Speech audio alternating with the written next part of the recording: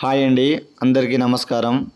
ఈ రోజుల్లో భార్య మాట భర్త వినకుండా, భర్త మాట భార్య వినకుండా, లేకుంటే అమ్మ చెప్పిందే వేదం అనుకుంటూ రోజు అమ్మ చెప్పినట్టు భార్యను టార్చర్ పెట్టడం, లేకుంటే కొట్టడం, లేకుంటే భార్య మాటే భర్త వింటూ అమ్మ మాట వినకుండా అమ్మకు రోజు తిట్టడం, లేకుంటే కొట్టడం, ఇంట్లో నుంచి గెంటేయడం, లేకుంటే ఈ మధ్యకాలంలో ప్రేమికులు విడిపోయి వెళ్ళిపోవడం, మళ్ళా దగ్గర కాకపోవడం, ఇలాంటి వ్యక్తులు మనకు కావాలనుకుంటే ఈ మరుగుమందు వాడండి.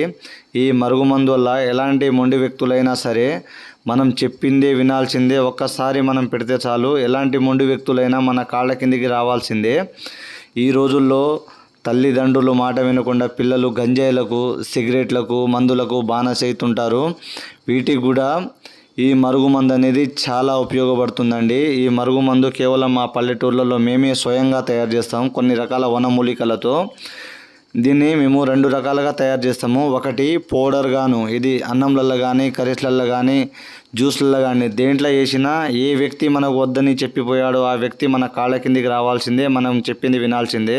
రెండోది పసరు, ఇది తలకు, బట్టలకు, చెప్పులకు దేనికి పూసినా మన ఏ వ్యక్తి మనకు వద్దు అనుకునే వాళ్ళు బొంగరంలా మన వెనకాలనే తిరుగుతారు. గురుగారి నెంబరు పైన డిస్ప్లే మీద ఇచ్చాను. గురుగారి నెంబర్కి కాల్ చేయండి. మిగతా విషయాలు మా గురుగారు చెప్తారు.